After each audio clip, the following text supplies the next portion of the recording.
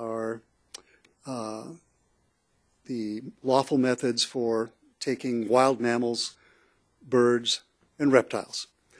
And we'll be taking questions at the end from those that are in our audience, and we'll be explaining to everyone at the end of our presentation here how you can submit your comments, which we welcome and encourage from as many people as we can. So I'm going to go ahead and jump right in here. First of all, I'm going to give you a little background information, not too much. I don't want to overload anyone, and I probably couldn't do that anyway because my knowledge is very limited as well of this entire process. First of all, my name is Dana McGehee. I'm a wildlife manager out of Unit 24B, and that is the Superstition Wilderness Area, Apache Lake, that country out there. And I'm a member of our Article 3 review and rulemaking team. So that's why I'm here this evening as part of that team, representing the team and our department as well.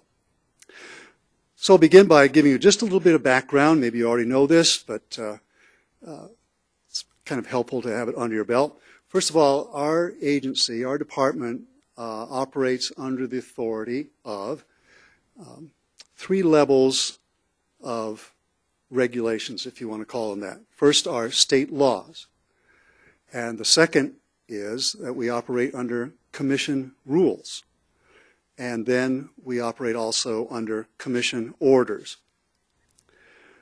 So a little word about each of those and how they differ.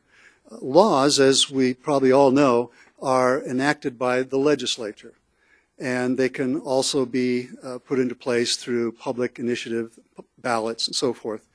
They are, to get a law on the books, it's often a lengthy, somewhat involved process, and it involves a lot of people. We're talking about the general public, we're talking about the legislature. So we have not only a lengthy process, but a process with a lot of input to get a law on the books.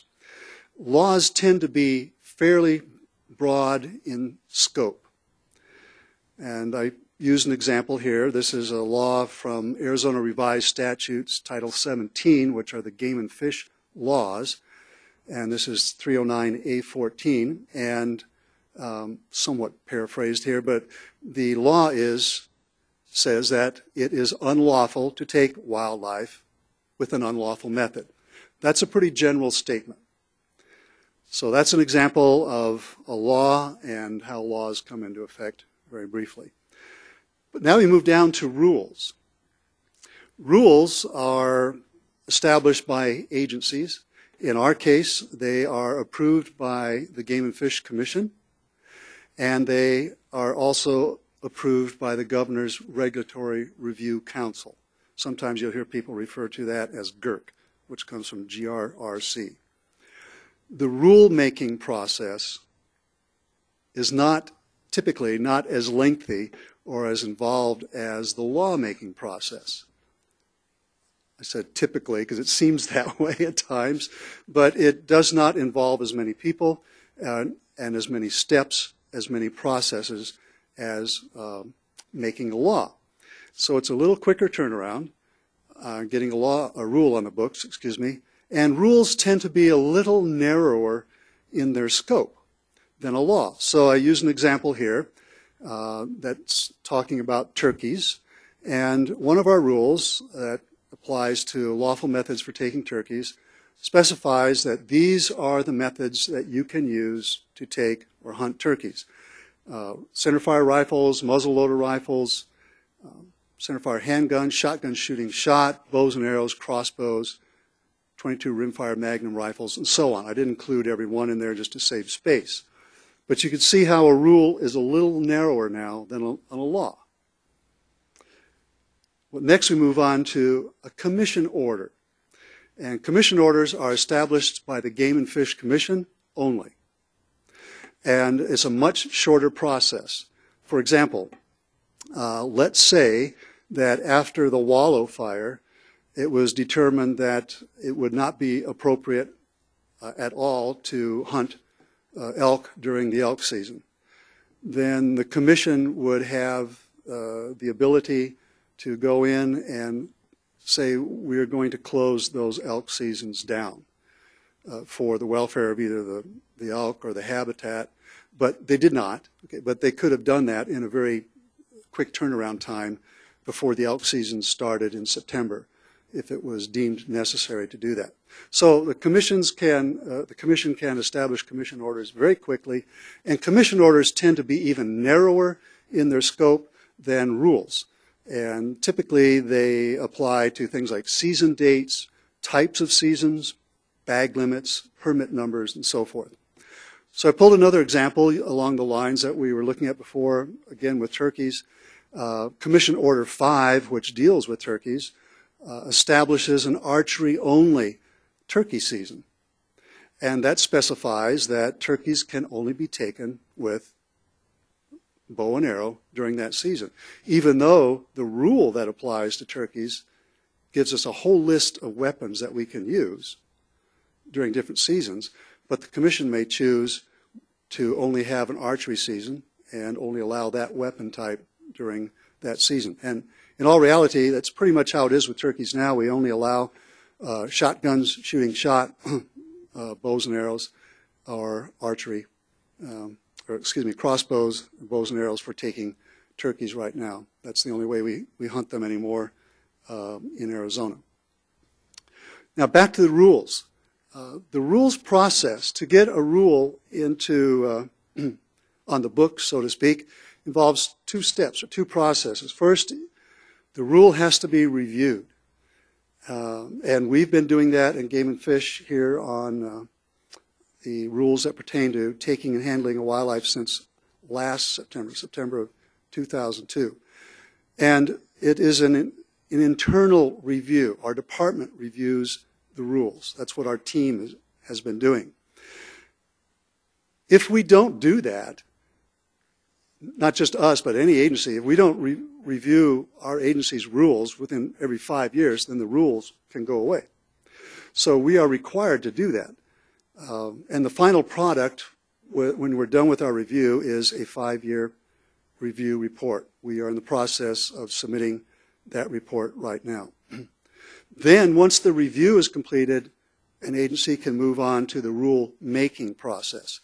And the rule-making process, one of the provisions is that you have to have both internal review by the agency and external review, public comment as well, before a rule can go onto the books.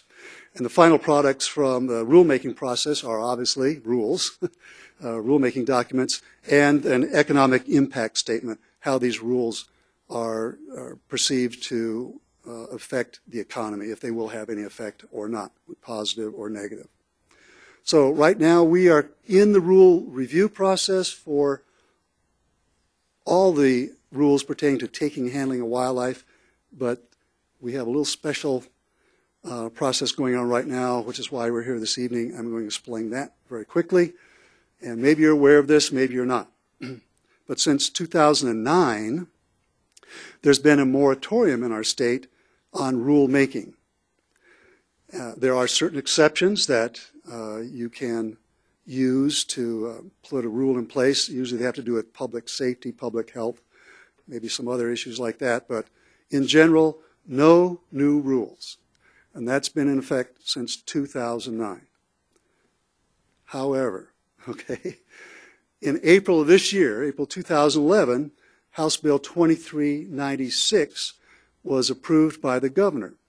And that bill authorizes the commission, our Game and Fish Commission, to amend R12-4304. So we have an exemption, for lack of a better word, in the moratorium to amend this rule or propose any changes to it. And the legislative exemption specifies that we have to use the exempt rule-making process. It's a little different than the regular rule-making process. And it also specifies that we have to have everything in place by April 13th, 2012. We have essentially 1 year to do it. So the exempt rulemaking process is just a little different than the regular rulemaking process in that In the exempt rulemaking process, the rule is only approved by the Game and Fish Commission. It does not go to the Governor's Regulatory Review Council. This is because it's a shortened time frame. And then the rule is filed with the Secretary of State. As I mentioned already, it's within a shorter time frame, in this case 1 year. And interestingly enough, in the exempt rulemaking process, no public comment is required. Another however, we did not want to go down that road. We want to make sure that we receive public comment on any proposed rule changes that we're putting forth. So that's one of the reasons why we're here this evening, to let folks know what some of these proposed changes are in 304. We've also sent out, over the past few weeks, emails. We've placed the information on our department's website. We've sent out postcards and so forth. Excuse me. So we're very interested, and we wish very much to get public input on any proposed changes, even though we're not required to in the exempt rulemaking process. So, what is meant now? Why are we here this evening? What is meant by R12.4.304? What's this all about? I'll explain that very quickly. R12.4.304. Whenever you see an R, that means it's a rule. The 12 in this case refers to those rules, not just in our agency, but any state rule that has to do with natural resources. Those are natural resource rules. The 4 indicates that these are rules that are specific to the Game and Fish Commission. And in the case of this evening, we're looking at 304. Well, the 3 refers to Article 3 of our rules, our Game and Fish rules, which deal with the taking and handling of wildlife. And Article 3 has, at this point, 20 sections. And they include things like unlawful methods of take, use of tags, trapping, possessing, transporting wildlife, aquatic wildlife, types of seasons, and so forth. And among those rules, Section 304 is the section that defines lawful methods for taking wildlife, taking wild mammals, birds, and reptiles. And so that's what we are proposing rule changes under right now, Rule 12.4.304. And that's what we've received the exemption for from the legislature, only that section. So that's what we are going to go through this evening and hopefully clarify a few things for you. As I said, R12.4.304 is specifically the lawful methods for taking wild mammals, birds, and reptiles. So here are our proposed changes. And these are, I've written them in general terms, all right? I'm trying to avoid our actual wordage, which sometimes confuses people, I think, a little bit. But if you want to see that, they're available for you on the counter there before you leave. First of all, we're proposing that we lower the standard draw weight on bows and arrows for taking big game from 40 pounds to 30 pounds, with the exception of buffalo, which would be lowered from 50 pounds to 40 pounds. So essentially, we're recommending to lower the required draw weight, or the standard draw weight, on bows for big game by 10 pounds. A few reasons for that. I'll give you a little background on that. First of all, this reflects the improved technology in modern compound bows in particular. When this rule was placed in effect, I don't know exactly when it went into effect, but I've been bow hunting since 1968, and that was the rule that was in place there. In 1968, all we had were recurve bows and long bows, traditional bows. It was quite a time before compound bows came on the scene. Well, today's modern compound bows can attain arrow speeds which produce kinetic energy. A modern 30-pound compound bow can meet or exceed the kinetic energy delivered by a traditional 40-pound bow, like a recurve or a longbow.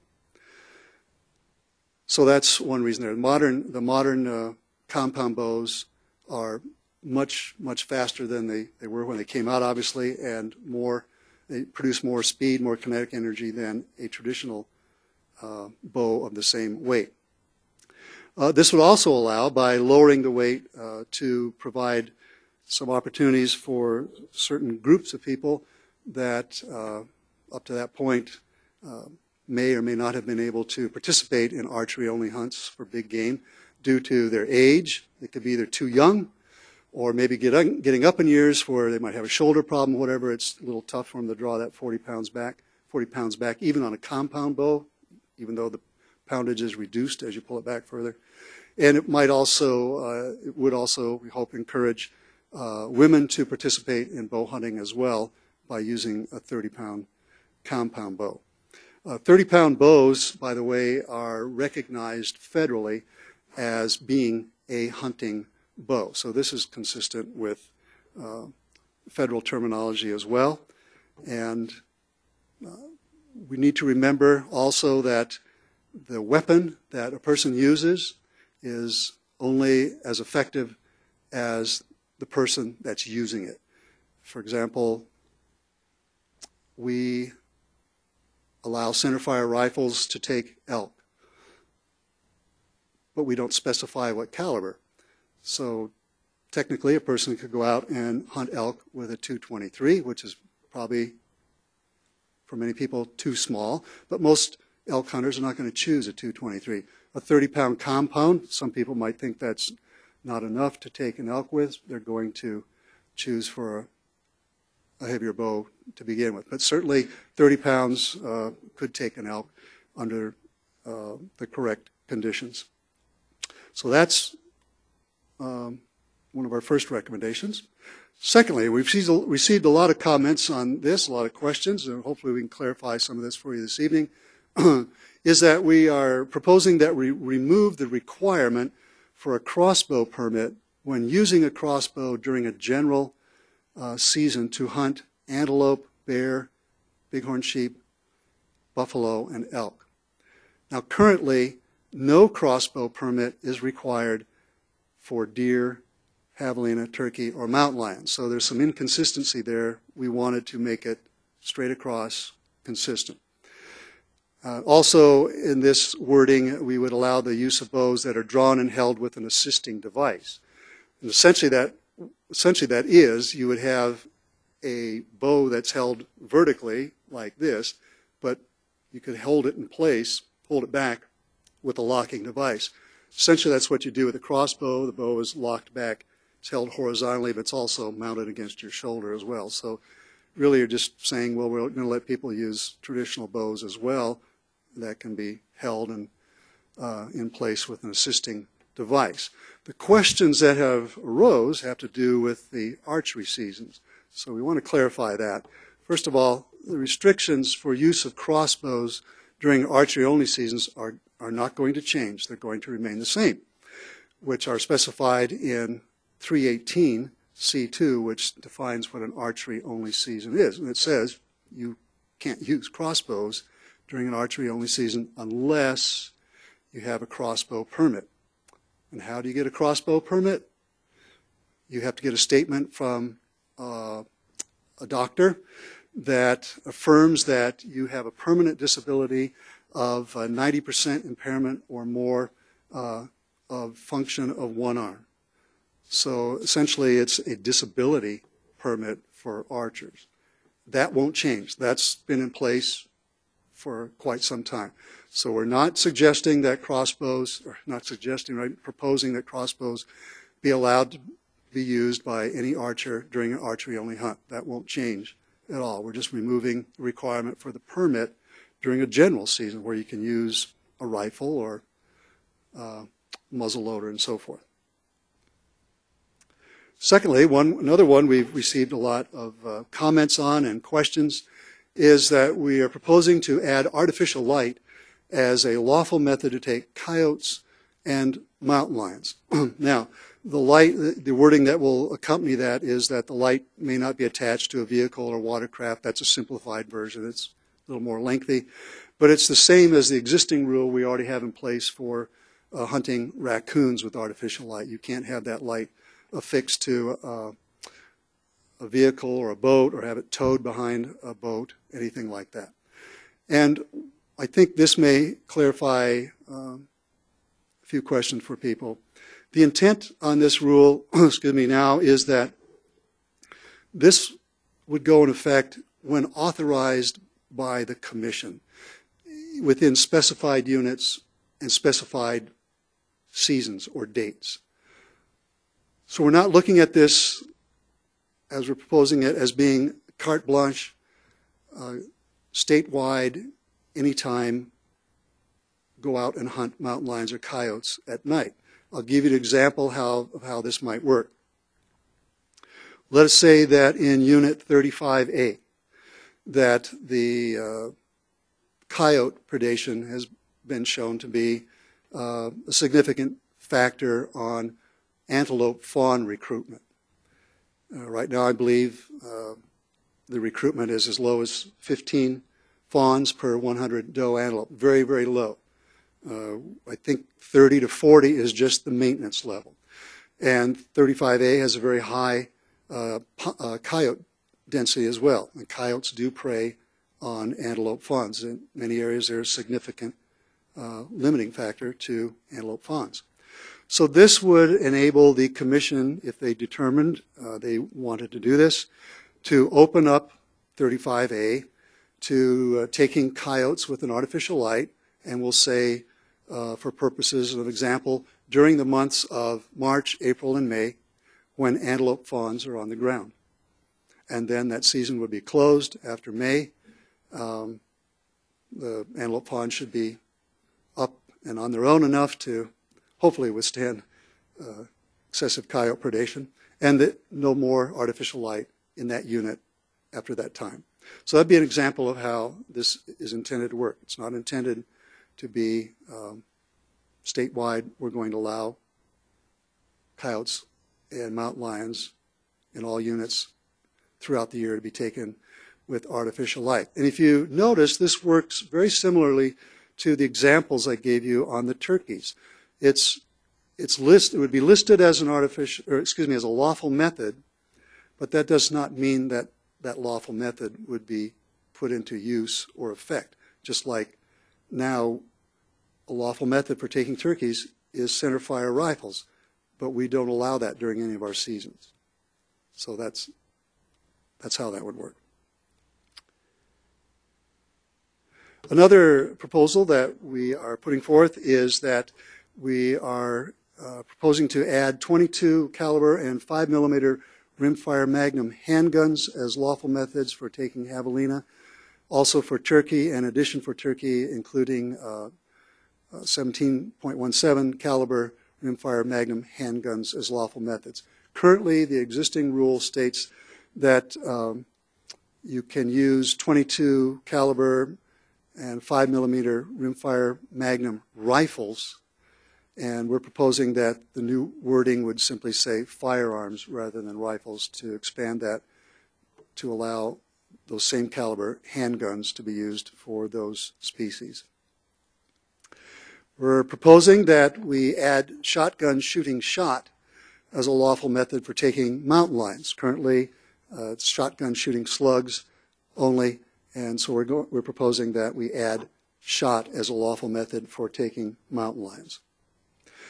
We have some mention, reference to dogs in these proposals, and excuse me, these references hopefully will clarify the use of dogs as a lawful method of take for cottontail rabbits, tree squirrels, upland game birds, Eurasian collared doves, migratory birds, predators, and fur bearers. A little explanation on that. As everyone knows, we already use dogs to hunt, for example, quail, ducks, cottontail rabbits, and so forth. But it's never really been addressed in our rules whether or not you can do that. It didn't say it was an unlawful method, and the rules didn't say it was a lawful method. So one of the concerns we had was that, well, technically, If my dog goes to retrieve a wounded quail that I've knocked down and in the process kills it when it brings it back, maybe that's a violation. So we've never really addressed that. Excuse me. So this will clarify that, yes, dogs, it's okay for you to use dogs while you're hunting. This really addresses traditional hunting practices, practices that are established and in use right now. People use dogs for rabbits, birds, also for predators, fur bearers as well. So we want to clarify that. We're also expanding, or not, we're not expanding, we're proposing to expand the use of pneumatic weapons to include upland game birds, such as quail, and Eurasian collared doves as well. Important to note that Eurasian collared doves are not migratory birds. They are not native to North America, but they've made their way into our country, and in the last few years, quite a good number of them here in Arizona. There's no closed season on them. The season is open year-round, and there's no limit on them as well. So don't confuse that with taking white-winged doves or mourning doves with a pneumatic weapon. And currently, we already allow people to hunt cottontail rabbits, tree squirrels, non-game mammals and birds, non-game birds, and reptiles with pneumatic weapons. So we're just adding upland game birds and Eurasian collared doves to the list. And another little interesting one, we're proposing to expand the use of handheld projectiles to include cottontail rabbits, tree squirrels, and upland game birds. Currently, we allow handheld projectiles to be used to take non-game mammals and non-game birds and reptiles. So those would be, off the top of my head, maybe, don't want to be too far off base, but something like a spear or even maybe a boomerang, I suppose. You know, technically, I guess you could use a rock, whatever, but we're proposing to expand that for a lawful method to take those animals as well. I don't know how widely used that would be, but we currently allow it for other animals also. And really, that's the summary of our proposals. And I believe we have time, judging by the clock and by the number of people in our group here, that if you have any questions, we'd certainly try to answer them and want to entertain them at this point. So, any questions from anyone? Yes, ma'am.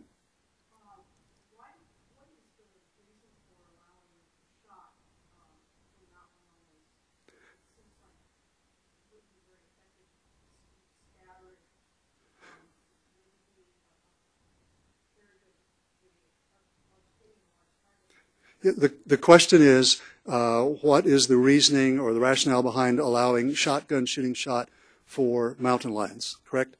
One of the reasons is that for those hunters that are, let's say, predator callers, they may call in a lion, and sometimes predator callers, predator hunters use shotguns, and this would allow them to take a mountain lion with that shotgun as well.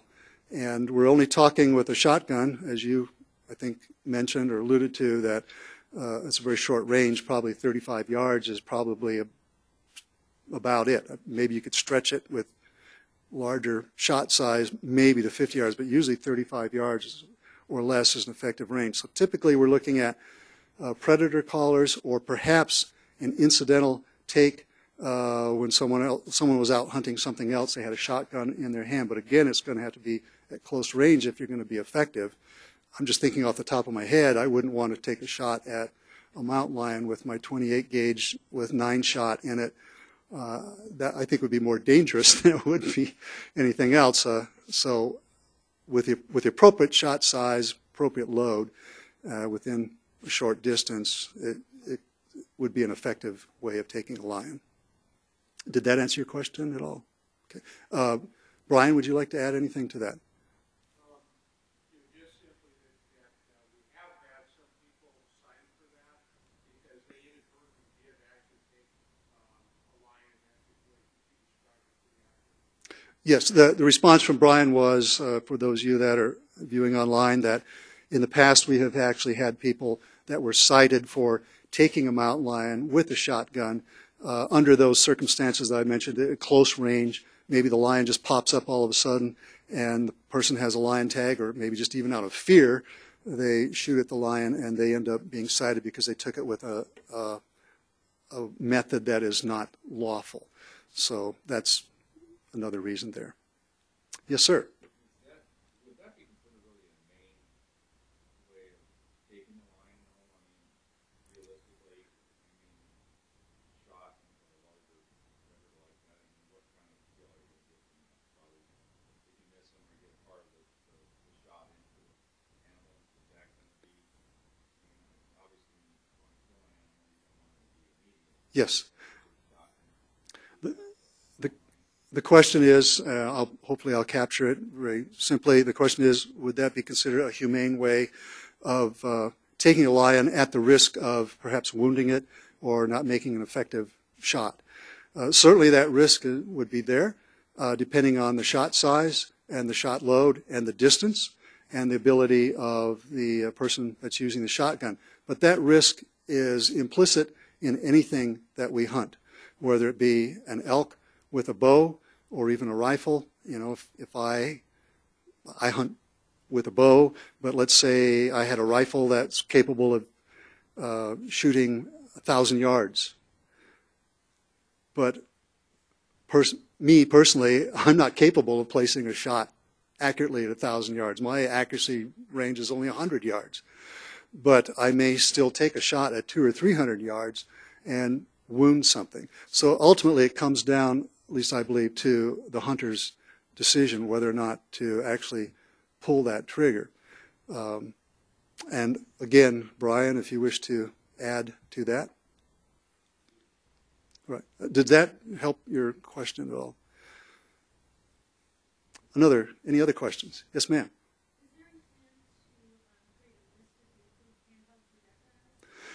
Is there any plan to create a list of approved handheld projectiles? Not at this time. However, there's always a however, right? We are right now looking at rulemaking for 304 only. But we are still in the rule review process for all of Article 3, and 304 is in there. So even when this process is completed, which has to be completed by April, we can still go back in our rule review process and look at that more closely. Do we want to specify what is an acceptable handheld projectile? For example, is a crescent wrench an acceptable handheld projectile? Okay, so that's a good question, and I think Jennifer's probably making a note on that, and hopefully we'll at least look into that. Does that help? All right. Yes, sir. Can you maybe explain the reasoning to increase the use of rimfire, rifle weapons for taking turkey when the present order is only allowed shotgun to shot? I think when we looked at that, it was simply to make it just a little easier. Oh, I'm sorry, we need to repeat the question. The question is, why are we looking at adding rimfire Magnum handguns to taking turkeys and javelinas or turkeys specifically, I think you mentioned, when we currently don't allow those even rimfire Magnum rifles or shotgun, or excuse me, or centerfire rifles or muzzleloaders. We only allow shotguns, crossbows, and bows right now.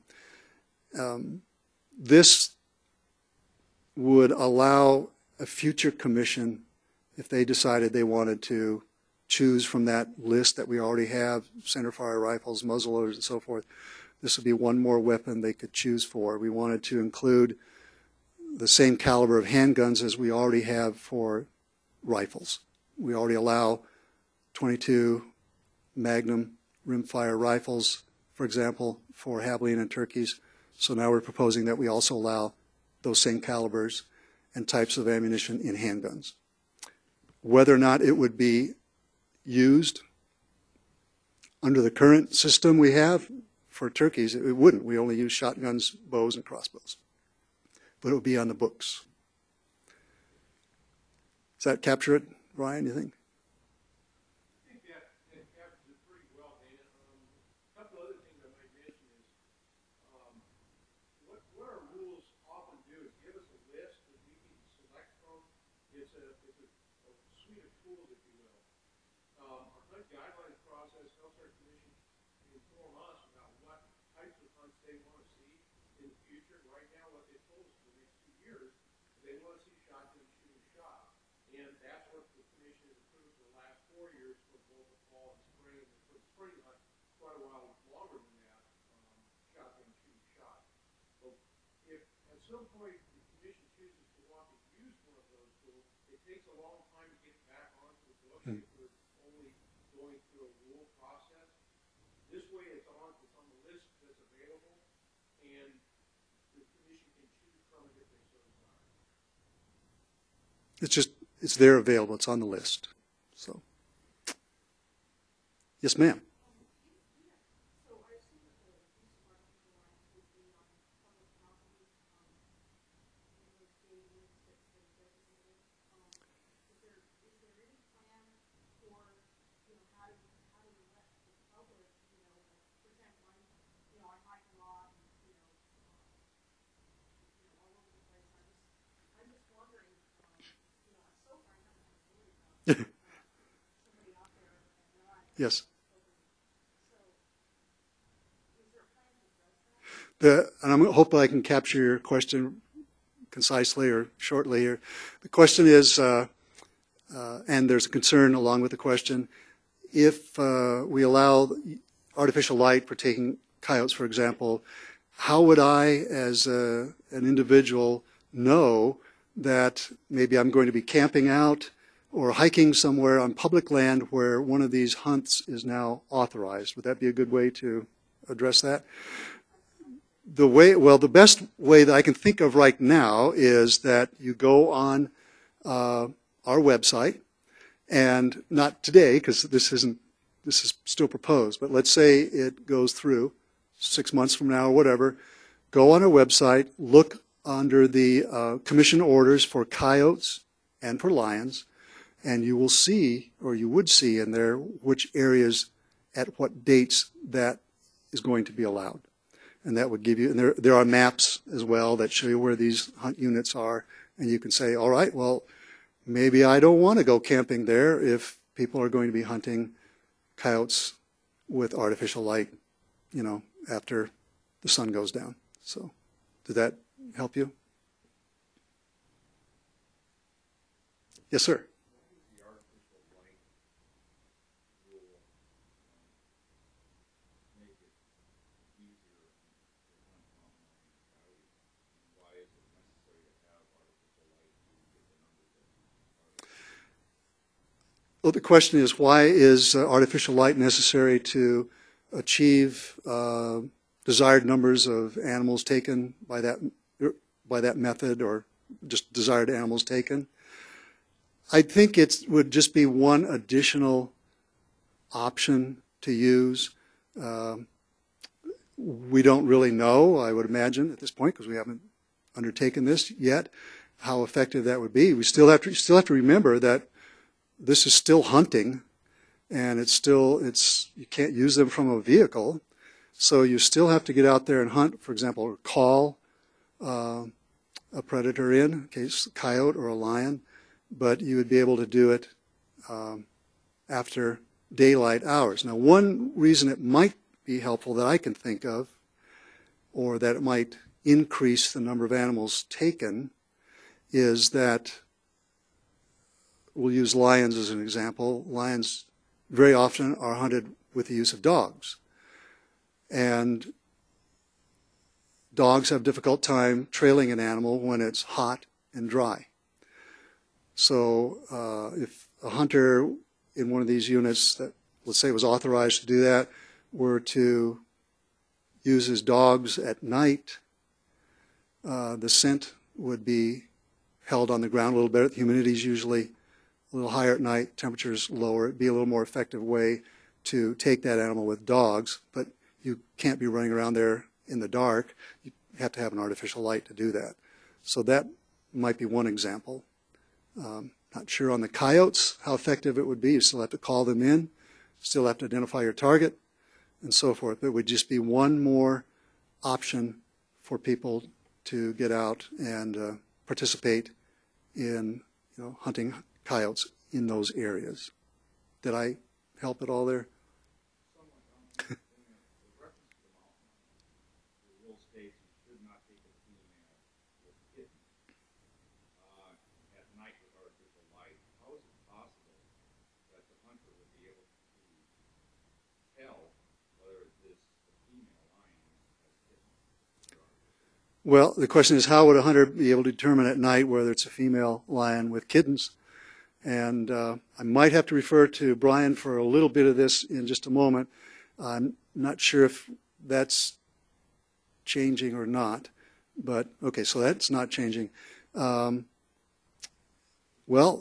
if it has kittens, it's that's to me is going to be fairly obvious, but it might be more difficult.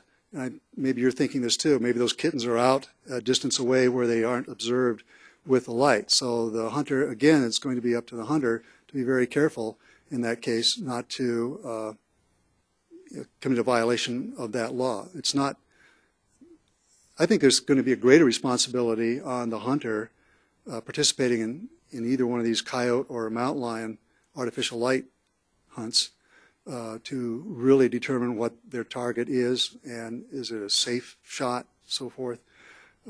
It's going to be even more incumbent upon the hunter to make sure they take a good shot. So, Brian, would you like to add? I guess that I have to remind everybody that we're not proposing you.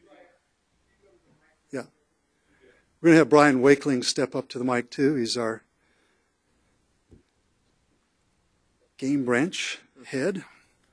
Thanks, Dana. I think it's important to keep in mind that, we're not, if we're able to use this tool, if this is something that's approved, our idea is not to use this across the state, statewide. Our objective would be to use this tool in those units where perhaps a multiple bag unit where we're already identified that predation is playing a role in the recovery or at least a prey population being below a management objective. So we're looking to actually reduce that predator population in those situations. The legality about being able to pursue that animal or take that animal if it had a kittens with it would still apply. Unless the legal animal was changed by the commission. At this point, we've heard no discussion about that whatsoever. And so in a nighttime situation, if you see the animal, you're still in a situation where you need to illuminate the animal. You still need to be able to positively identify your target, as Dana indicated. And if the animal's on the ground or if it's in a tree, you're still going to have the same type of opportunity to observe it. In a calling situation, if a cat's coming in, in those situations, oftentimes they're hunting with their young, and that's part of the whole training. And so it's going to be probably pretty close to being equally as evident if the kittens are present at that time as it would be during daylight hours. Might want to stick around up here. So, thank you, Brian. Other questions? Yes.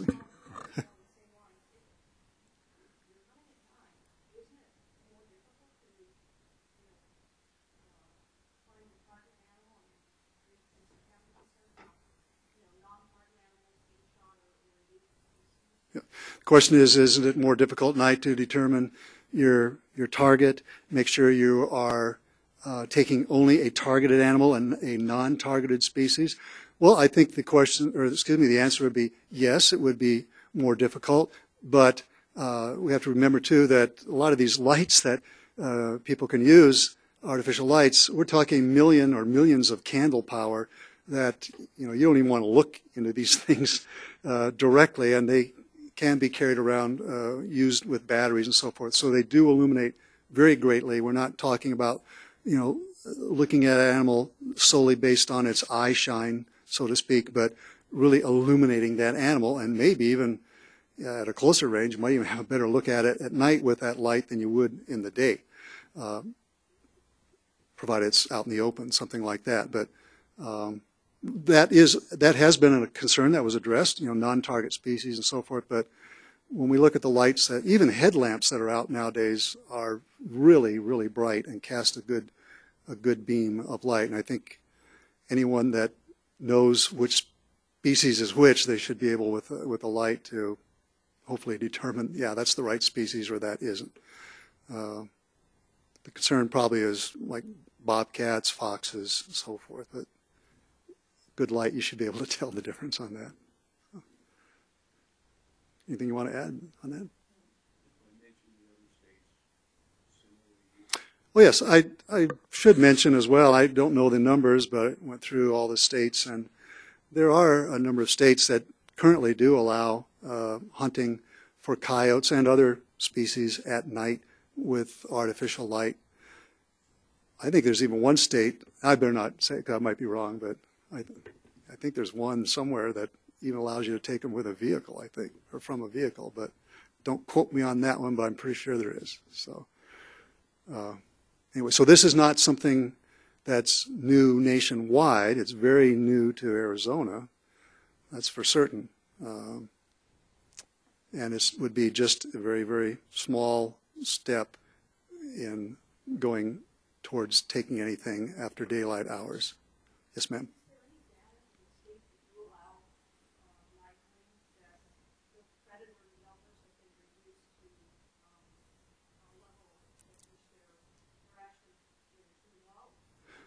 Okay, the question was, are there any data in these states that do allow night hunting for predators that would indicate that that's an effective method for lowering their numbers, or have they lowered their numbers too much by hunting at night? Is that correct?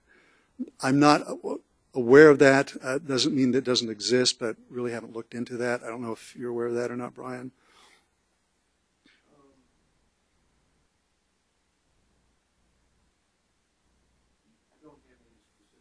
Yeah.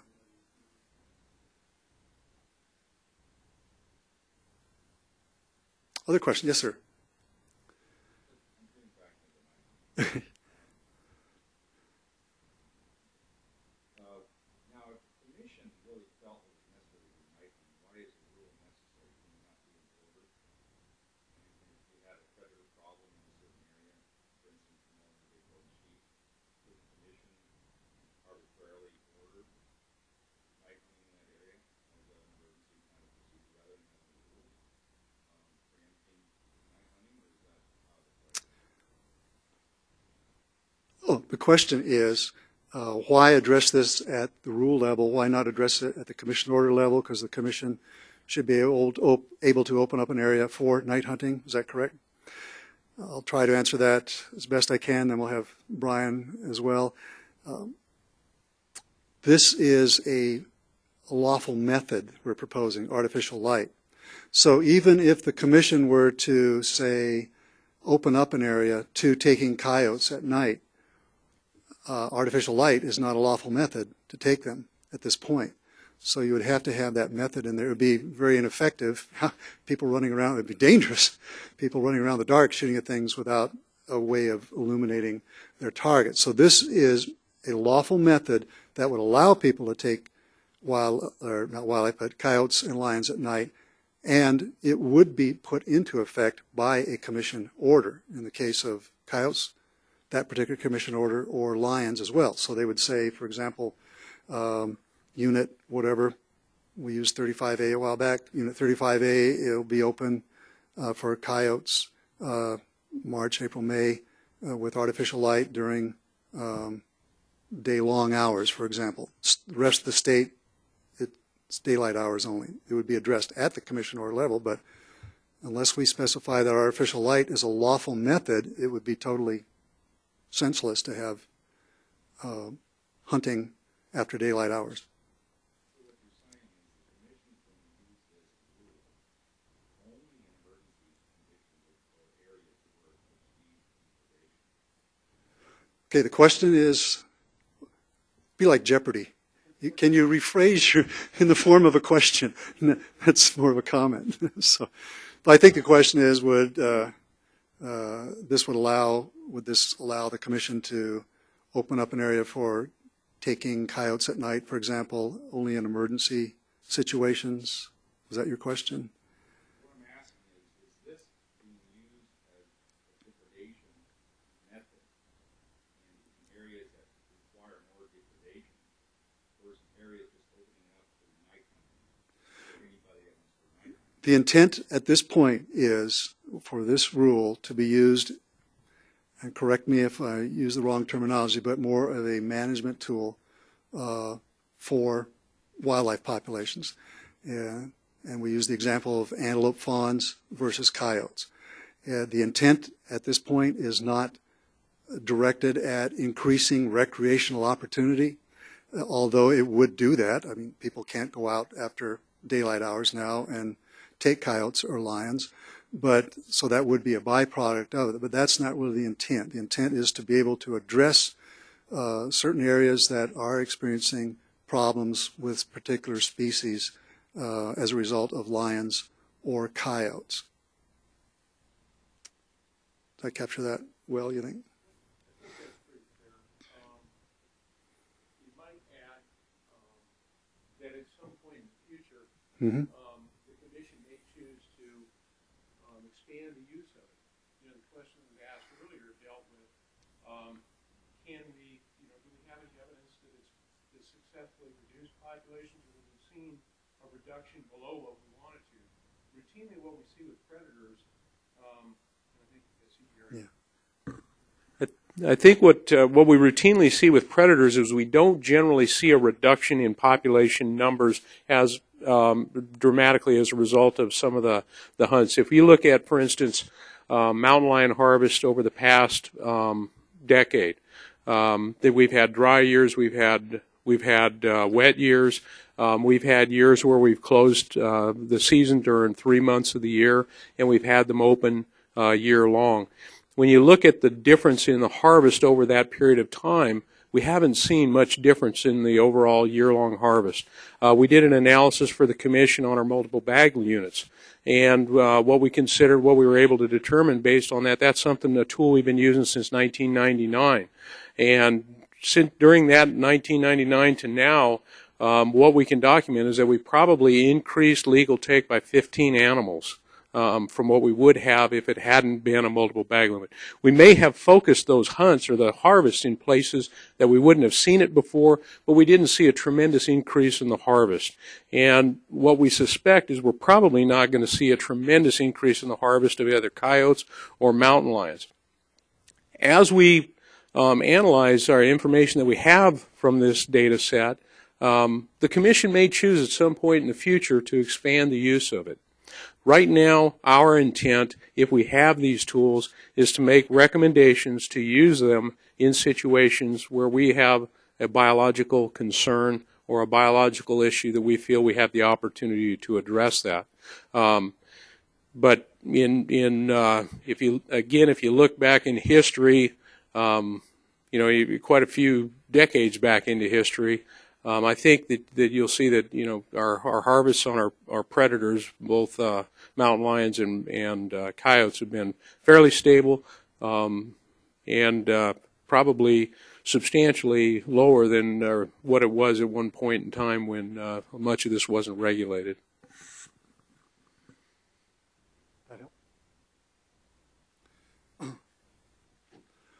Yes.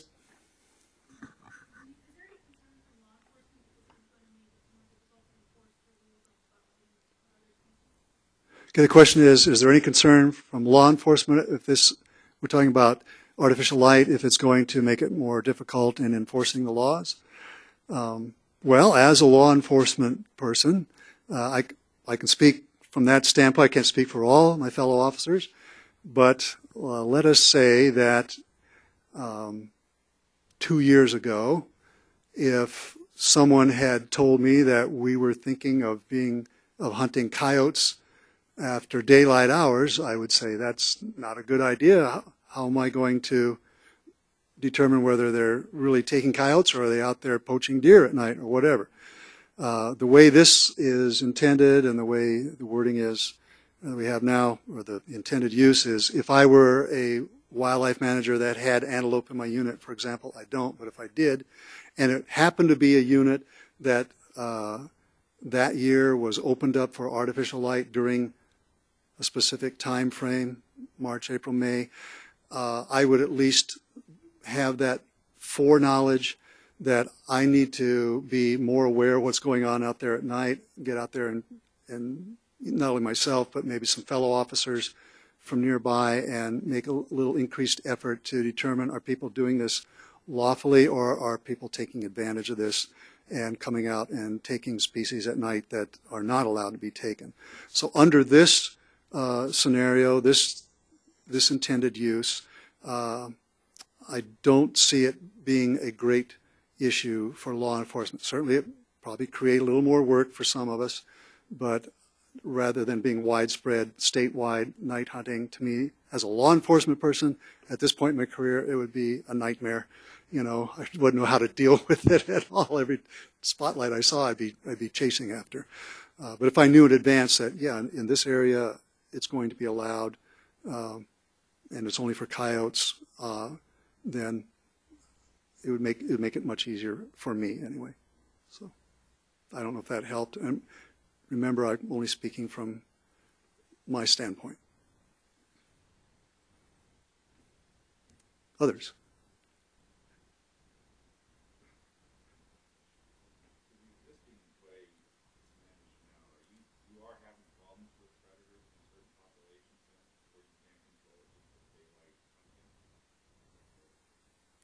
The question is, are we experiencing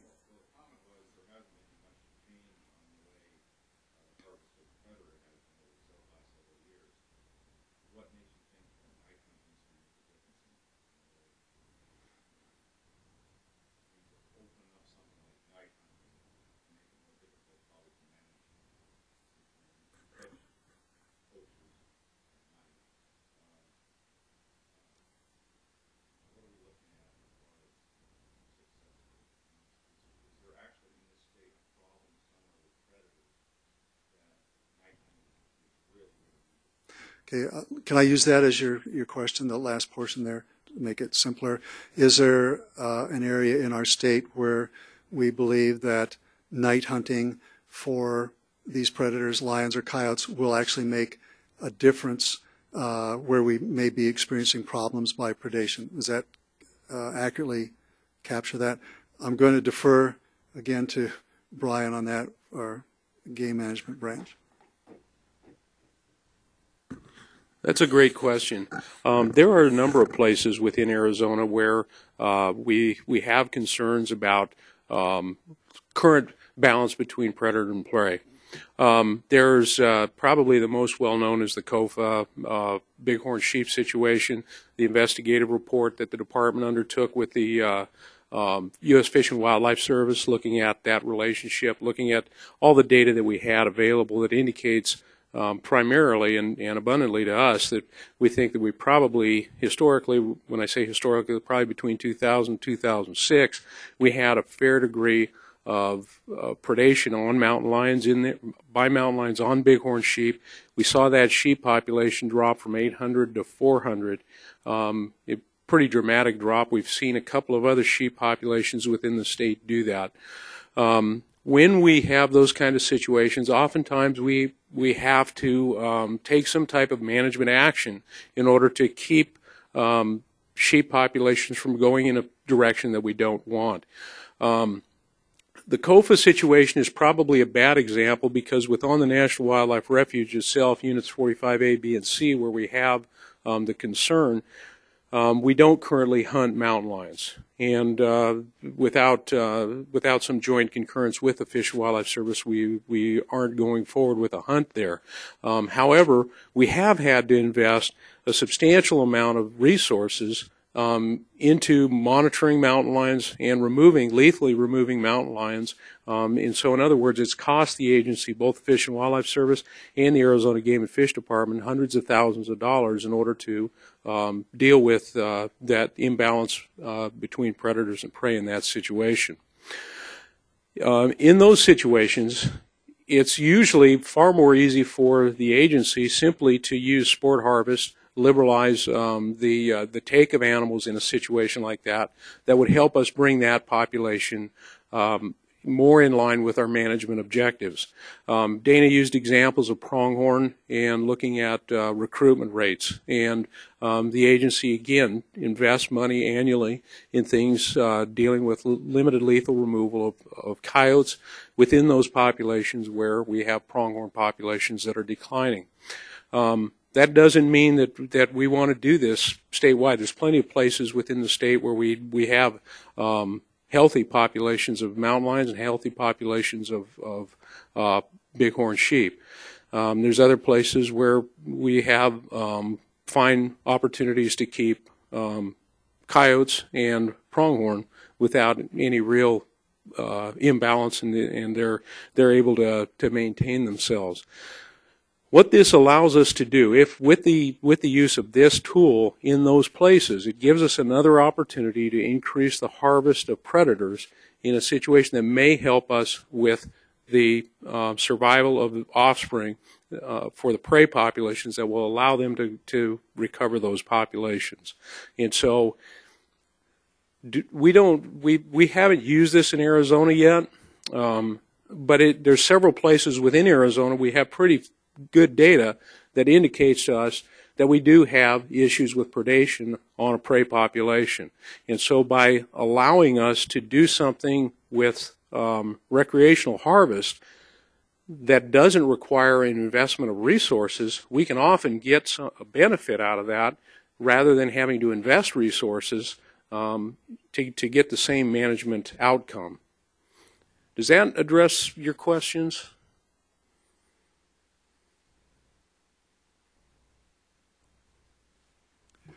Right. Anyone else? Yes, Jennifer. Mm-hmm. Yep.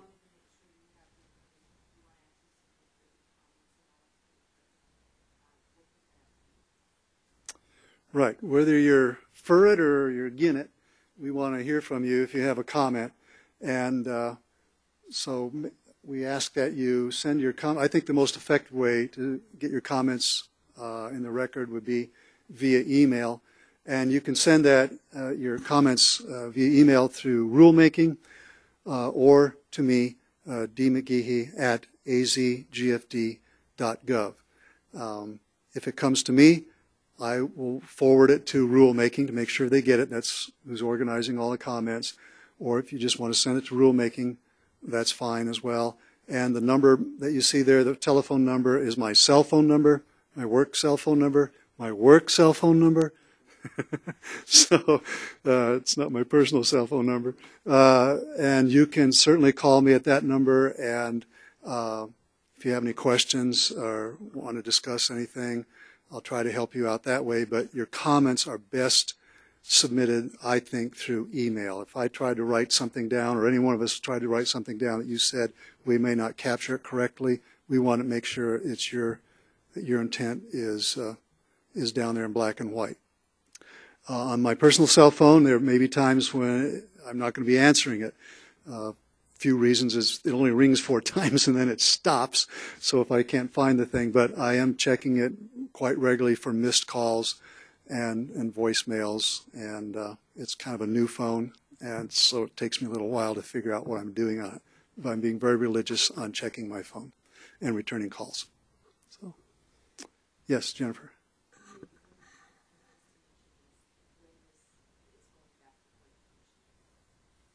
This goes, the final rulemaking goes to the Commission December 2nd, I believe. Is that Friday?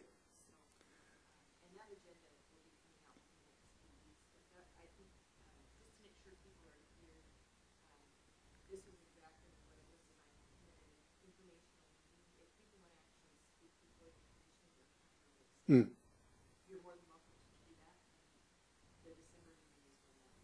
Yes, the December Commission meeting.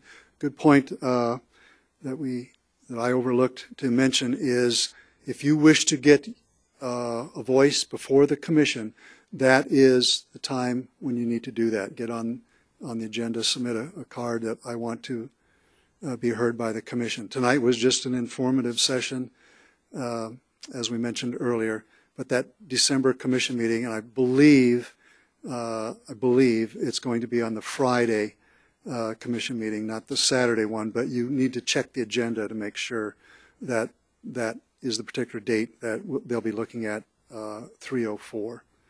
So your comments are available for the commission to look at that you submit. But if you actually want to get in front of the commission and speak, that's the date you need to do it, that December meeting. Well, then it looks to me like that's a wrap, as they say. So we'll end right there. I want to thank all of you for being here this evening. Appreciate some of your questions. They were pretty good, actually. Made me scratch my head there. So appreciate your interest in particular. So remember to get those comments in by November 16th. So thank you very much.